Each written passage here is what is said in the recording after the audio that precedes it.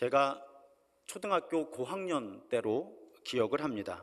어느 날 학교에서 친구가 이렇게 옆으로 쓱 다가오더니 갑자기 제 오른쪽 뺨을 살짝 때리는 거예요. 깜짝 놀라서 쳐다봤습니다. 뭐라고 말해야 될지도 모르겠어요. 얘가 왜 이러나. 그랬더니 그 친구가 아주 장난기 가득한 얼굴로 저한테 이렇게 말하는 거예요. 야, 너 교회 다니지? 예수 믿지? 야, 예수님이 오른쪽 뺨을 맞으면 왼쪽 뺨도 돌려대라고 했어. 너 예수의 가르침에 순종해서 빨리 왼쪽 뺨을 대. 그런 일이 실제로 있었어요. 빨리 한쪽 마저 맞자. 야, 이걸 어떻게 해야 되나. 어린 마음에 고민했던 그런 기억이 있습니다. 그리고 도대체 왜 예수님은 이런 말씀을 하셨을까 난감해했던 그런 기억이 있어요. 정말 예수님이 그렇게 말씀하셨습니다. 도대체 어떤 맥락에서 어떤 의도로 그렇게 말씀을 하셨을까요? 오늘 본문 38절과 39절을 보면요, 또 눈은 눈으로 이는 이로 갚으라 하였다는 것을 너희가 들었으나 나는 너희에게, 예수님은 너희에게 이르노니 악한 자를 대적하지 말아라. 예수님이 이렇게 말씀을 하셨어요. 자, 이 부분부터 살펴봐야 합니다. 여러분, 눈에는 눈, 이에는 이, 하나님의 말씀입니다. 출애굽기, 레위기, 신명기에 반복적으로 기록된 율법이에요. 눈에는 눈으로, 이에는 이로 갚아주어라. 사실은 이 율법도 이해가 안 갑니다. 하나님 사랑과 용서의 하나님인데 눈에는 눈, 이에는 이로 갚아주라고요? 그럼 또 하나님은 도대체 왜 이런 율법을 주셨을까? 여러분, 이 율법을 전문 용어로 동해보복법이라고 합니다. 동해, 똑같은 손해로 보복해 주라는 법이에요. 이거는 구약 이 이스라엘 백성뿐만 아니라 그 고대 근동 문화에서 좀 폭넓게 자리 잡고 있던 그런 법이라고 주장하는 학자들도 있습니다. 피해자가 입은 피해만큼 그대로 가해자에게 손해를 입혀서 갚아주어야 한다는 처벌 조항이에요. 이 율법이 출애굽기, 레위기, 신명기에 기록된 맥락을 그럼 우리가 살펴봐야 되잖아요. 그 맥락을 보면 이 율법은 재판이라고 하는 상황 가운데 주어진 율법이에요. 재판을 할 때.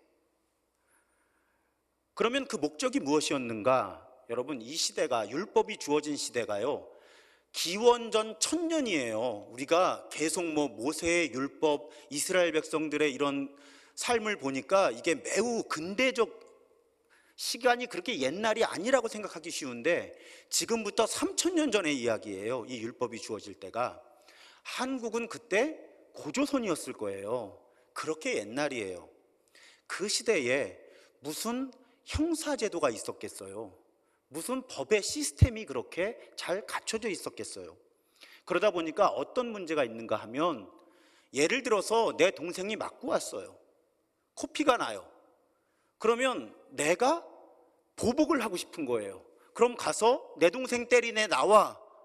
그리고 보복을 하는데 너무 심하게 보복을 해서 정말 사람이 죽을 수도 있는 거예요. 그러니까 하나님이 눈에는 눈, 이에는 이 동해보복법을 율법에 주신 기본적인 원칙은 공정한 심판이에요. 잘못한 만큼만 책임을 지게 하는, 진짜 누구 코피를 터뜨렸는데 살해를 당하면 안 되잖아요. 잘못은 했지만. 그러니까 똑같은 만큼의 공정한 재판과 책임을 지게 하는, 그러니까 일종의 정의를 이루는 규칙을 정하느라고 눈에는 눈, 이에는 이라고 하는 규칙을 율법에 정해 주셨고, 동시에 사적 보복, 개인적으로 복수를 하지 못하도록 정당한 재판을 거쳐서 잘못한 만큼만 책임을 지고 벌을 받도록 그 의도를 가지고 눈에는 눈, 이에는 이라고 하는 이 동해보복법이 율법으로 주어졌다. 우리는 이렇게 봅니다. 구약의 다른 율법에도 보면요, 개인적으로 원수 갚는 것을 금지하고 있어요. 그런데 예수 시대의 종교인들은 이 율법을 가지고, 제가 조금 극드라마화를 시켜보면 이런 태도인 거죠. 야, 분명히 하나님이 모세의 율법에 눈에는 눈, 이에는 이라는 율법을 주셨으니까 너 이리 와, 나한테 한번 당해봐라. 그래서 내가 복수하는 것을 정당화하는 그 의도를 가지고 이 눈에는 눈, 이에는 이라고 하는 이 법을 해석하는 그런 관행이 당시에 만연했다는 거예요. 예수님 시대에. 거꾸로잖아요. 하나님은 사적 보복, 과도한 보복을 하지 말라고 눈에는 눈, 이에는 이라고 하는 율법을 주셨는데, 당시 종교 지도자들은 이 율법을 주신 하나님의 의도와는 반대로 이 율법을 오남용해서 사적 보복을 정당화하는 의도로 이 율법을 사용할 수 있게끔 그런 풍조가 만들어져 있었다는 것입니다. 그래서 예수님이 이 율법을 언급하시면서 해법을 주신 거예요. 율법을 완성하기 위해 오셨으니까 누군가 너희에게 피해를 입히거든, 누가 너희에게 악을 행하거든 그 악을 악으로 대응하지 말아라. 아예 하나님의 원래 이 동해보복법의 입법 의도를 더 분명하게 세워주시는 겁니다. 누가 너에게 피해를 입히더라도 개인적으로 악하게 갚지 말아라. 그 취지를 가지고 예수님이 이 산상수훈의 말씀을 주신 거예요. 그러면서 예수님이 4가지 예를 들어주시는 거죠. 오른뺨을 치거든 왼편도 돌려대고, 누가 너를 고발해서 속옷을 가지려고 하는 자에게 겉옷까지 가지게 하고, 누구든지 너에게 억지로 오리를 같이 가자 그러면 그냥 심리를 같이 가주고, 너에게 구하는 자에게 주고 너에게 꾸고자 하는 자에게 거절하지 말아라. 그러니까 예수님은 악을 악으로 갚지 말아라 하는 것에 한 걸음 더 나가셔서, 솔직히요 여러분, 이거 우리 다 못 지키잖아요. 저한테 1억 원만 빌려주실래요? 아니 분명히 말씀에 꾸고자 하는 자에게 거절하지 말라고 하셨는데 저 1억 원만 빌려주세요 오늘 예배 마치고. 우리 이거 문자적으로 못 지킵니다. 그런데 예수님은 이런 극단적인 예를 드시면서 너희가 개인적으로 누가 악을 행해도 그걸 개인적으로 악하게 갚지 말고 오히려 선하게 응대해 주어라. 그렇게 예수님은 우리에게 가르쳐 주시는 거예요. 그렇게 누가 나에게 잘못해도, 악한 일을 해도 선하게 갚아 주어야 하는데, 그 원리를 한마디로 하면 너무너무 흔한 단어가 됩니다. 사랑. 누가 너에게 못되게 굴어도 그 사람마저도 사랑해 주어라. 이것이 예수님이 산상수훈을 통해 우리에게 주시는 가르침이에요. 같은 맥락에서 말씀이 이어집니다. 43절과 44절의 말씀을 보면요, 또 네 이웃을 사랑하고 네 원수를 미워하라 하였다는 것을 너희가 들었으나 나는 너희에게 이르노니 너희 원수를 사랑하며 너희를 박해하는 자를 위하여 기도해라. 예수님 그래서 그런 취지로 사랑하라고 말씀을 하시는 거예요. 자, 이번에도요 여러분, 저는 정말 하고 싶지 않은데 당시 종교 지도자들이 율법을 또 어떻게 왜곡했는지를 설명을 드려야 돼요. 이걸 이해를 못하면 예수님의 가르침을 온전하게 이해할 수 없기 때문에 또 율법, 당시의 종교 지도자들이 율법을 어떻게 왜곡, 곡해했는가를 여기서 또 살펴봐야 합니다. 여러분, 구약의 율법을 살펴보면요, 이웃을 사랑하라는 가르침이 있었을까요? 없었을까요? 당연히 있었습니다. 심지어는 이웃을 너 자신과 같이 사랑하라는 가르침이 율법에 분명히 나와요. 그런데 여러분, 놀랍게도요, 원수를 미워하라는 율법은 제가 찾아봤는데 못 찾겠어요. 아니, 아무래면 제가 밑도 끝도 없이 찾아봤겠어요? 설교를 준비하려고 책들을 보는데 원수를 미워하라는 율법은 없다는 거예요. 그래서 제가 정말 꼼꼼히 나름 찾아봤어요. 그랬더니 정말 이웃을 사랑하라는 율법은 있는데 원수를 미워하라는 율법은 없는 거예요. 그런데 당시의 종교 지도자들, 이 율법 전문가들은 그렇게 가르쳤다는 거예요. 이웃을 사랑하고 원수를 미워하라고 율법에 되어 있다고. 그러면 당시 사람들은 왜 이렇게 율법을 왜곡했을까요? 아주 단순화시켜서 설명하면요, 이런 논리가 가능한 거예요.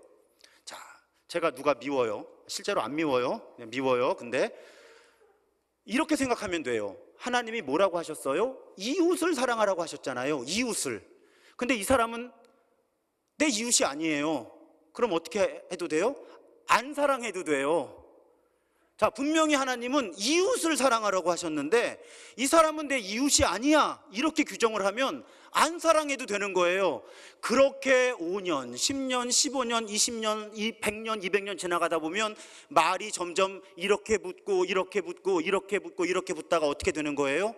하나님이 이웃은 사랑하고 원수는 미워하라고 하셨어 이렇게 되는 거예요.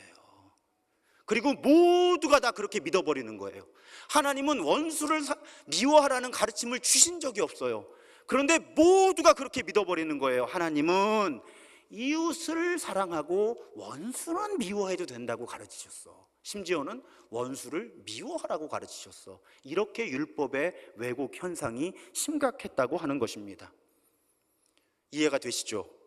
이렇게 하면 부담이 없어요. 그냥 이 사람 내가 싫어, 이웃 아니야, 그럼 미워하면 돼. 그리고 나는 하나님의 율법을 잘 지키는 사람으로 합리화할 수 있는 거예요. 얼마나 편해요, 여러분. 제가 또 이 말씀을 오늘은 안 드리려고 그랬는데 안 드릴 수가 없어요. 오늘 종교개혁주일이라고 말씀드렸잖아요. 자, 예수님이 이 땅에 오셨는데 모두가 다 이것이 하나님의 말씀이다, 하나님의 뜻이라고 믿고 있는 거예요. 예수님 가슴이 무너지는 거죠. 자, 16세기 유럽의 상황에서 로마 가톨릭 모두가 다 이것이 하나님의 말씀이고 하나님의 뜻이라고 믿고 면죄부 만들어 팔고 뭐 엉망이 된 거죠. 여러분, 모두가 다 이것이 하나님의 말씀이라고 해도 우리는 늘 의심해야 합니다. 성경의 역사와 교회의 역사가 입증해줘요. 교회가 타락을 하면 모두가 다 이것이 하나님의 뜻이라고 믿으면서 아주 나쁜 짓을 많이 합니다. 이 이야기는 성경에도 예가 많고 교회 역사에도 가득해요. 설교자들을 조심하십시오. 저도 설교자지만 오죽한 문제가 이렇게 말씀을 드리겠어요. 제가 언젠가 한번 설교 듣는 법을 설교했잖아요. 베레아 사람들처럼 끊임없이 설교를 들으면 이것이 정말인가 말씀을 상고해 보라고. 이것이 정말 하나님의 말씀인가? 제발 설교 듣고 제가 설교한 걸 가지고 하나님의 말씀이라고 그냥 받아들이지 말아달라고 부탁할 수밖에 없는 이 설교자 담임 목사의 심정을 여러분들이 좀 알아주셨으면 좋겠어요. 성경을 봐도 교회 역사를 봐도 모두가 다 하나님의 말씀대로 한다고 하면서 교회는 망가지고 무너졌어요. 세상에 나쁜 짓 많이 했어요. 우리 종교개혁주의를 맞아서 우리 늘 말씀에 깨어 있어야 합니다. 그래서 제가 설교 듣는 만큼 성경을 읽자고, 그래서 매일 성경 석 장씩 넉 장씩 우리 매일 기도회 때는 꼭 한 장씩 드라마 바이블로 듣고 그렇게 하는 이유가 설교의 권위가 여러분 한국 교회는 더 낮아져야 돼요. 기록된 말씀 이 성경의 권위가 올라가야 되고요. 설교의 권위는 더 낮아져야 돼요. 여러분들의 언어 가운데 우리 목사님 말씀이 은혜스럽다라는 이야기는 자꾸 줄어들었으면 좋겠어요. 하나님의 말씀이 은혜스럽다가 돼야지 우리 목사님 말씀이 은혜스럽다가 되면 교회는 타락합니다. 지금 예수님이 이 산상수훈을 통해서 얼마나 당시의 율법학자, 바리새인, 종교 전문가들이 율법을 왜곡해 왔는지 예수님이 하나하나 풀어주시잖아요. 오늘도 크게 이와 다르지 않다는 겁니다. 우리가 늘 말씀 가운데 깨어있기를 주님의 이름으로 부탁드립니다. 자, 이렇게 내가 이웃은 사랑해야 되는데 원수는 미워해도 돼 라고 믿고 있던 사람들에게 예수께서는 아니, 모든 사람, 원수를 포함한 모든 사람을 사랑하는 것이 하나님의 뜻이라고 말씀해 주시는 거예요. 심지어는 너희를 박해하는 사람들, 그러니까 너희를 괴롭히는 사람들을 위해서도 기도해 줄 수 있어야 한다. 아까 악을 행하는 사람들에 대한 우리의 태도, 선한 것, 그런데 그 근본은 사랑이라고 말씀드렸잖아요. 그러니까 못되게 구는 사람도 사랑하고 위해서 기도해 주어야 한다. 예수님 그렇게 말씀하신 거예요. 그러면서 그 이유를 아주 단순하게 설명하십니다. 45절이에요. 이같이 한즉 하늘에 계신 너희 아버지의 아들, 딸이 되는데, 너희가 자녀가 되는데, 이는 하나님이 그 햇빛을 악한 사람과 선한 사람에게 똑같이 비춰주시고 비가 내려도 의로운 자와 불의한 자가 함께 그 비를 맞는다, 이렇게 예를 들어주시는 것입니다. 여러분, 자녀는 당연히 부모의 유전자를 받잖아요, DNA를. 그래서 자녀는, 아들, 딸은 엄마 아빠를 닮습니다. 우리가 하나님의 자녀라면 하나님을 닮는 거예요. 그런데 우리 부모 되시는 하나님은 어떤 사랑을 하시는가? 조건 없는, 차별 없는 사랑을 하신다는 거예요. 그러면서 예수께서 그 대표적인 예로 햇빛과 비를 말씀해 주시는 거예요. 그렇잖아요. 착한 사람이든 나쁜 사람이든 똑같이 햇빛을 받죠. 나쁜 사람한테만 직사광선이 쫓아다니지는 않습니다. 비가 내려도 그렇잖아요. 비가 나쁜 사람만, 불의한 사람만 졸졸졸 비구름이 쫓아다니면서 비가 오는 건 만화에서나 가능한 일이죠. 비가 오면 다 같이 비를 맞고 해가 뜨면 다 같이 햇살을 받습니다. 우리 하나님이 주시는 아주 보편적이고 공평한 은혜가 있다는 거예요. 차별 없이 모든 사람에게 주시는. 하나님의 자녀가 아닌 사람은 하나님을 닮을 필요도 없고 닮지 못하니까, 그래서 사랑이 조건적이고 차별적일 수도 있지만, 그런데 하나님의 자녀는 하나님의 DNA가 있으니까 하나님을 닮아서 조건 없는, 차별하지 않는 사랑을 한다, 그렇게 예수님이 말씀해 주시는 거예요. 그렇기 때문에 여러분, 우리가 이 예수님의 말씀을 조금 적극적으로 해석을 하면요, 우리가 누군가로부터 부당한 대우를 당하고 혹은 개인적인 모욕을 당할 때 그 순간이 사실은 우리가 하나님의 자녀임을 드러낼 수 있는 순간이 된다. 우리가 어떤 존재의 아들, 딸인지 그걸 증명할 수 있는 기회가 된다. 예수님 우리에게 그렇게 일깨워 주시는 거예요. 우리가 부당하고 악한 일을 만났을 때 사람들이 상식적으로 이해하기 어려운 반응을 보일 수 있다면, 사랑의 반응을 보일 수 있다면 그 순간 우리를 통해서 하나님의 성품이 드러나는 거죠. 그러면서 쉽게 말해서 우리가 하나님께 영광을 돌릴 수 있게 되는 겁니다. 여러분, 저도 부모지만, 아빠지만 부모가 받는 명예가 그거잖아요. 누군가 아들, 딸을 보면서 너 부모님이 참 너를 잘 키우셨구나, 혹은 너희 부모님이 너를 보니까 너의 부모님은 참 인격적인 분이시겠구나 하면 그것이 부모에게 있어서 매우 명예스러운 일이잖아요. 바로 그 이야기죠. 이 누군가가 부당하게, 특히 악한 행동을 할 때 그것에 대해서 사랑에 근거한 반응을 우리가 보일 수 있다면 우리를 통해 하나님의 성품이 드러나고 부모라는 존재로서의 하나님의 이름이 높임을 받게 된다. 그러니까 너희들이 부당한 악한 대우를 받을 때 그 순간이 오히려 너희가 어떤 사람인지, 너희 존재의 근거가 무엇인지를 드러내고 증명할 수 있는 기회가 된다. 예수께서는 그렇게 말씀하신 것입니다. 여러분, 여기서 절대로 오해하시면 안 되는 게 무엇인가 하면, 이것은 악을 인정하라, 허용하라, 저항하지 말라는 가르침은 절대 아니에요. 또 어떤 분들은 이 가르침을 왜곡합니다. 악에 저항하지 말라고 했어, 심리를 가주라 그랬어, 이런 걸 가지고 문자적으로 부당함을 인정하라고, 부당함에 저항하지 말라는 취지로 이 본문을 해석하는데 이것 또한 왜곡이에요. 예수님은 지금 악을 허용하라고 하시는 것도 아니고요, 악에 저항하지 말라고 하시는 것도 아니에요. 예수님은 단지 우리가 악에 어떤 방식으로 대응해야 하는지, 저항을 하면 어떤 방식으로 저항해야 하는지를 말씀하고 계신 거예요. 하나님의 사랑의 기반을 두고 악에 대응하고 저항하라고 예수님은 그렇게 말씀하고 있는 것이지, 악을 용인하라든지 악에는 절대로 저항하지 말아야 한다든지 이런 말씀의 의도가 아니라는 것, 여러분 조심스럽게 말씀을 드립니다. 그러면서 오늘 본문의 마지막 절에서 예수님이 또 우리에게 아주 묵직한 말씀을 주시죠. 48절에 그러므로 하늘에 계신 너희 아버지의 온전하심과 같이 너희도 온전하라. 여러분 솔직히요, 우리 솔직히 산상수훈 설교 듣기 힘드시죠? 표정을 보니까 아니시네요. 설교하는 저는 무지 힘들거든요. 왜냐하면 이렇게 살아야 하나님의 자녀가 된대, 나는 이렇게 못 사는데, 우리 이런 마음을 들 수밖에 없거든요. 그러니까 진지하게 산상수훈의 말씀을 읽고 또 설교를 하고 듣다 보면 마음이 점점 무거워질 수 있어요. 부담이 커질 수 있습니다. 그러다가 방금 인용한 48절, 하늘에 계신 너희 아버지의 온전하심과 같이 너희도 온전하라, 무거운 돌이 마음에 쿵 떨어지는 것 같아요. 넘사벽을 만납니다. 넘을 수 없는 4차원의 벽. 난 안 되나 보다. 나는 하나님의 자녀 못 되나 보다. 이런 마음 우리가 들 수 있다는 거예요. 내가 하나님처럼 온전해야 된다고? 내가 온전한 사랑을 해야 된다고? 난 못해. 하나님 저 못해요. 그럼 저 하나님의 자녀 아닌가요? 저는 하나님의 자녀 못 되는 건가요? 우리 그런 마음 품을 수 있다는 거예요. 하나님 솔직히 저 싫어하는 사람이 있거든요. 하나님 솔직히 저 미워하는 사람이 있거든요. 하나님 제가 사랑할 수 없는 사람이 있어요.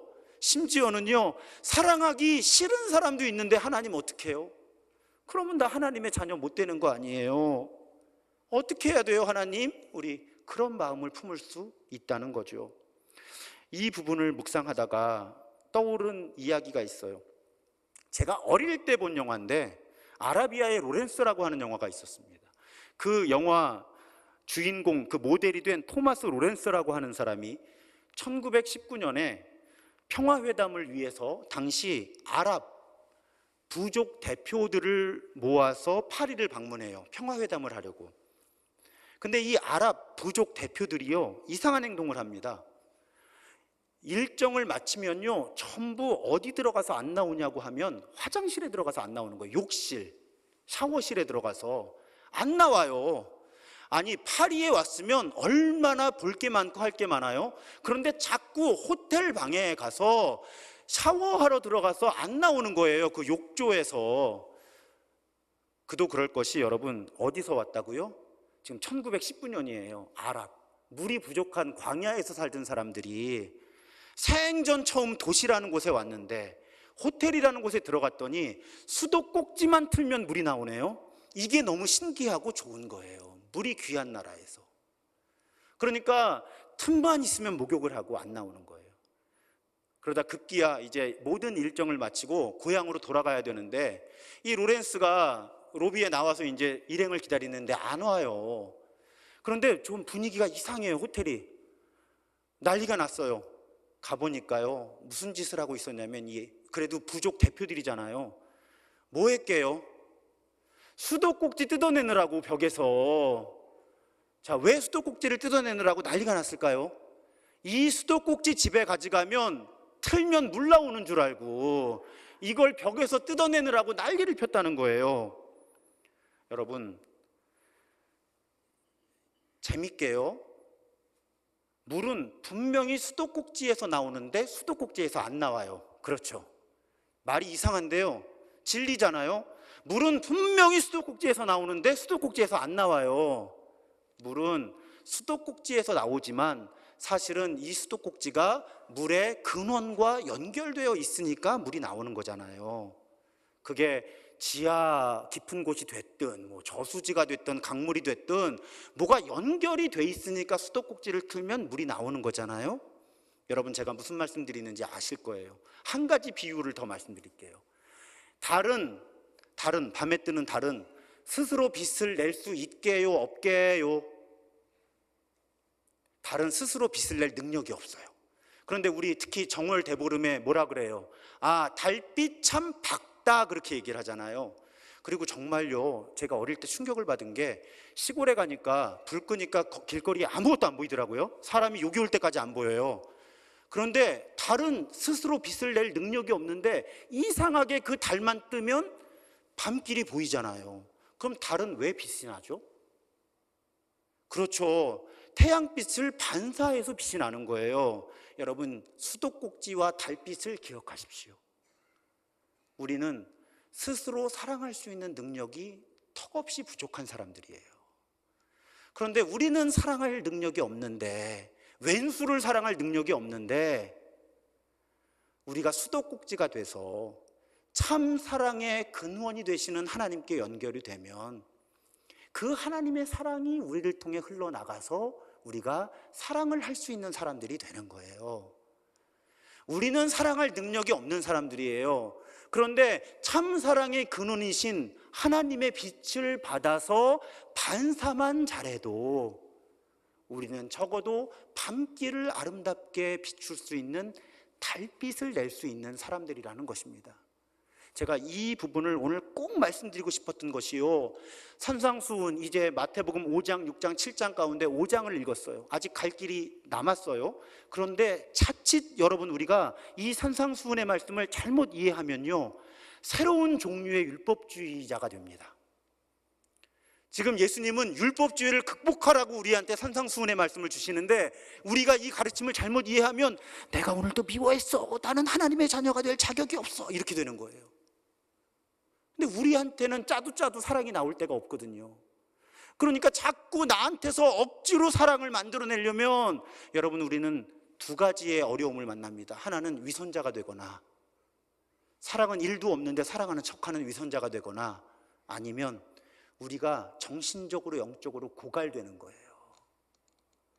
그래서 산상수훈 말씀을 잘 읽어야 돼요. 잘못하면 또 다른 종류의 율법주의자들이 돼서 예수님은 이럴 때 이렇게 하라고 하셨어, 이럴 때 이렇게 하라고 하셨어, 이럴 때 이렇게 하라고 하셨어, 난 그렇게 못하는데 어떡하지 하는 새로운 유형의 율법주의자가 되는 거예요. 하나님의 온전하신 사랑을 닮은 사랑을 우리가 할 수 있어요. 그런데 그 사랑은 우리에게서 짜고 짠다고 나오는 것이 아니라 우리가 수도꼭지가 될 수 있을 때, 우리가 햇빛을 잘 반사하는 달이 될 수 있을 때, 그럴 때 우리가 사랑할 수 있는 사람들이 된다는 것입니다. 한 걸음만 더 나가보죠. 그렇다면 어떻게 우리가 참사랑의 근원과 연결될 수 있을까요? 자, 참사랑의 근원과 연결될 때 우리가 사랑할 수 있습니다까지만 여러분 배우시면, 근데 어떻게 해야 우리가 수도꼭지가 돼서 이거를 물줄기에 연결이 된대, 우리가 어떻게 햇빛을 잘 반사할 수 있게 된대, 여기까지 궁금하실 수 있잖아요. 그 부분의 말씀을 좀 나누고 싶어요. 히브리서 12장 2절과 3절에 아주 우리에게 도움이 되는 말씀이 있습니다. 새번역 성경으로 볼게요. 믿음의 창시자요 완성자이신 예수를 바라봅시다. 그는 자기 앞에 놓여있는 기쁨을 내다보고서 부끄러움을 마음에 두지 않으시고 십자가를 참으셨습니다. 그리고 3절에 보면요, 자기에 대한 죄인들의 이러한 반항을 참아내신 분을 생각하십시오.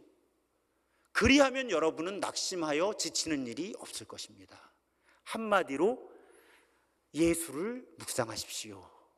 그러면 여러분은 낙심하여 지치지 않을 것입니다.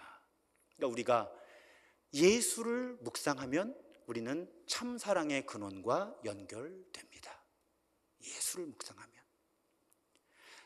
우리가 예수가 이 땅에 오셔서, 나를 위해 이 땅에 오셔서 어떤 가르침을 주셨고 어떤 삶을 사셨는지, 특별히 어떤 고난을 담당하셨고 어떻게 십자가에서 죽으셨는지를 묵상하면 노력하지 않아도 자연스럽게 참사랑의 근원과 연결이 되어서 수도꼭지가 될 수 있다는 거예요.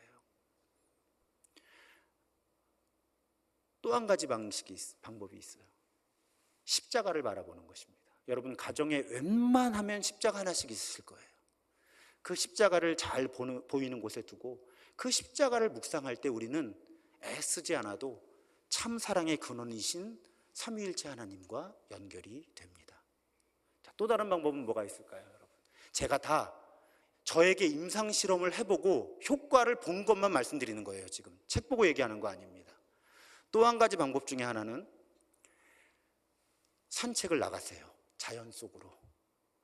하나님이 아름답게 창조하신 자연을 바라볼 때 우리는 그 하나님의 창조 섭리 가운데 참사랑의 근원이신 하나님과 연결이 됩니다. 그래서 우리에게서 사랑이 흘러나오고 넘칠 수 있는 그런 경험을 할 수가 있어요. 밖에 나가실 기력이 안 되세요? 또 한 가지 방법을 알려드릴게요. 누군가가 깊은 성찰과 묵상과 기도 가운데 만든 예술 작품들, 미술 작품들, 조각들, 이런 걸 바라볼 때도 우리는 참사랑의 근원이신 하나님과 연결이 됩니다. 추천하고 싶은 그림 하나를 여러분 주보에, 물론 크기가 작고 흑백이지만 넣어드렸어요. 렘브란트의 탕자의 귀환 혹은 탕자의 귀향이라고 번역되는 작품입니다. 이번 주간에 우리 통독한 말씀이잖아요. 돌아온 아들 탕자의 비유, 바로 그 이야기죠. 자, 아버지는 오랜 방황 끝에 돌아와 미안함과 죄책감 때문에 아버지 얼굴도 제대로 바라보지 못하고 무릎 꿇은 아들을 그저 안아줍니다. 자, 아버지와 아들만 좀 보여주세요. 자, 이 아버지를 보세요.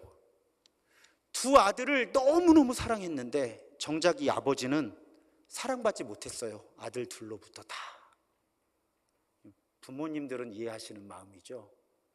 나는 자식들을 사랑했는데 자식들한테는 사랑을 받지 못한, 그러면서 외롭게 늙은 아버지예요. 무기력한 아버지의 얼굴입니다. 그런데 그 눈은 기다림과 그리움이 겹겹이 쌓여서 눈이 푹 꺼져 있어요.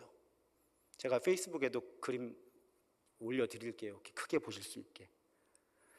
마치 저 눈이 기다림과 그리움이 겹겹이 쌓여서 푹 꺼져 있는 듯 하기도 하고 사랑에 멀어버린 것 같기도 해요. 저 눈을 바라보면.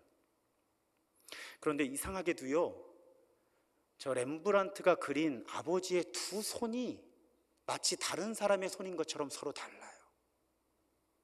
한 손은 거칠어요. 그런데 한 손은 희고 부드럽게 보여요. 왜 저렇게 그림을 그렸을까? 왜 같은 사람의 손을 다르게 그렸을까? 저 그림을 감상하고 해석하는 많은 전문가들은 렘브란트는 비록 아버지라고 하는 남자로 묘사가 됐지만 이 이야기 속에 저 아버지의 모습 속에는 어머니의 모습이 들어있다. 그래서 한 손은 아버지의 손, 한 손은 어머니의 손으로 그렸다는 거예요.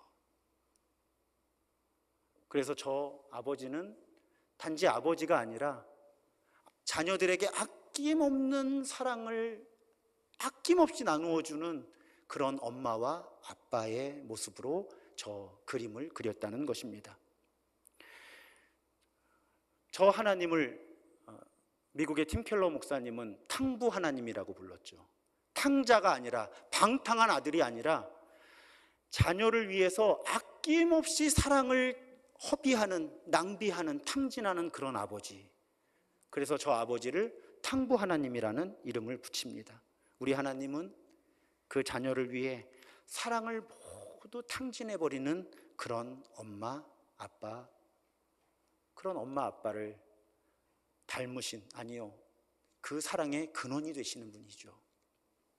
이렇게 여러분, 우리가 기록된 성경 말씀의 글들, 그리고 십자가와 같은 성스러운 형상들, 그리고 하나님이 창조하신 아름다운 자연세계, 그리고 누군가가 깊은 묵상과 기도 가운데 만든 그린 작품들과 접촉할 때 우리는 하나님을 묵상하게 되고 무한한 참사랑의 근원과 연결됩니다. 그렇게 연결되는 순간 우리 마음에는요, 우리가 애쓰지 않아도 차별 없는, 조건 없는 사랑이 가득 차게 됩니다. 우리 안에 계신 하나님의 영이 우리 안에 그런 사랑을 채워주세요. 마치 이렇게 물이 스며드는 것처럼 우리 안에 본래 나에게서 기대할 수 없었던 조건 없고 차별하지 않는 사랑이 우리 마음에 이렇게 차오르는 그런 경험을 하나님이 우리에게 하게 하십니다. 그러면서 박목월 시인의 시 한 편, 가을이 되니까 제가 좀 문학적이 되죠. 자, 박목월 시인의 시 한 편 여러분들에게 나누고 싶어요. 개안, 눈이 열린다는 그런 의미의 시입니다. 나이 60에 겨우 꽃을 꽃으로 볼 수 있는 눈이 열렸다. 신이 지으신 오묘한 그것을 그것으로 볼 수 있는 흐리지 않은 눈. 어설픈 나의 주관적인 감정으로 채색하지 않고 있는 그대로의 꽃, 불꽃을 불꽃으로 볼 수 있는 눈이 열렸다. 세상은 너무나 아름답고 충만하고 풍부하다. 신이 지으신 있는 그것을 그대로 볼 수 있는 지복한, 복으로 가득한 눈. 이제 내가 무엇을 노래하랴.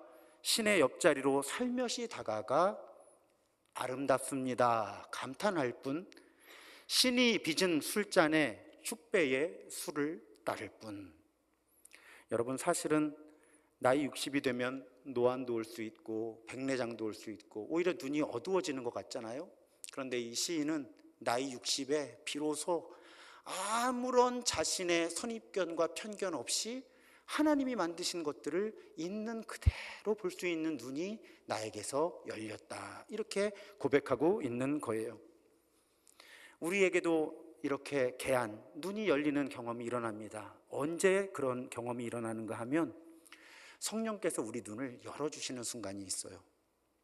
제가 아까 말씀드린 대로요, 말씀 가운데 십자가를 묵상하고 혹은 자연 속에서 혹은 누군가가 깊은 묵상과 기도 가운데 만든 예술 작품들을 통해서 우리가 성부, 성자, 성령 하나님의 신비와 접촉하고 그 영원한 연합을 회복하게 될 때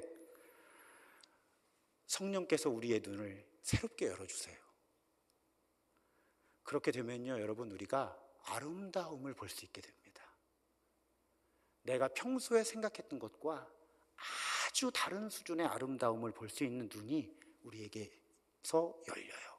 그러면 하나님께서 만드신 모든 것의 아름다움을 볼 수 있게 되고요, 다른 사람 안에 있는 아름다움을 볼 수 있게 되고요, 나 자신이 얼마나 아름다운 사람인지를 볼 수 있는 눈이 열리게 됩니다. 여러분, 그리고 우리가 아름다움을 볼 수 있는 눈이 열리면 사랑할 수 있게 돼요. 아름다움을 볼 수 있는 눈이 열리면 우리는 사랑할 수 있는 존재들로 새롭게 빚어집니다.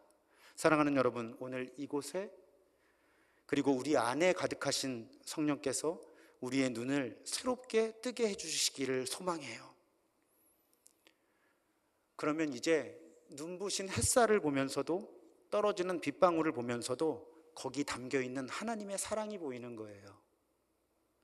햇빛에 담긴 사랑, 빗방울에 담긴 사랑, 그 사랑을 볼 수 있게 되면요, 우리도 사랑이 됩니다. 우리가 본래 사랑으로 빚어졌다는 걸 알게 돼요. 그리고 모든 것이 아름다워집니다. 모든 것이 아름다워지고요, 모든 것을 사랑할 수 있게 돼요. 여러분, 그거 아세요? 여러분 한 분 한 분 다 아름다우세요. 여러분 그거 잘 모르시는 것 같아요. 알려드리려고요. 여러분 한 분 한 분이 얼마나 아름다운 사람들인지, 하나님이 우리 설명할 수도 없는 그 아름다운 사랑을 담아서 그 손가락으로 여러분 한 분 한 분 아름답게 만들어 주셨거든요. 그래서 여러분, 영의 눈을 뜨지 못한 사람들이 여러분들 아름다움을 못 알아봐줘서 그래요. 아름다움을 볼 수 있는 사람들은 여러분 안에 있는 아름다움을 볼 수 있습니다. 여러분 다 아름다운 사람들이고요, 아름답게 사랑하면서 살아오셨고 앞으로는 더 아름답게 사랑하면서 살아가실 거예요. 우리 햇빛에 담긴 사랑, 빗방울에 담긴 사랑을 볼 수 있는 사람들, 그렇게 아름다움을 볼 수 있는 사람들, 그 아름다움을 사랑할 수 있는 사람들, 그런 사람들로 더 행복하고 의미 있게 이 세상 살아가는 우리 모두가 되기를, 그렇게 또 우리가 하나님의 아들, 딸로 우리 부모 되시는 하나님을 높일 수 있는, 드러낼 수 있는, 증거할 수 있는 그런 삶을 살아가기를 주님의 이름으로 축복합니다. 오늘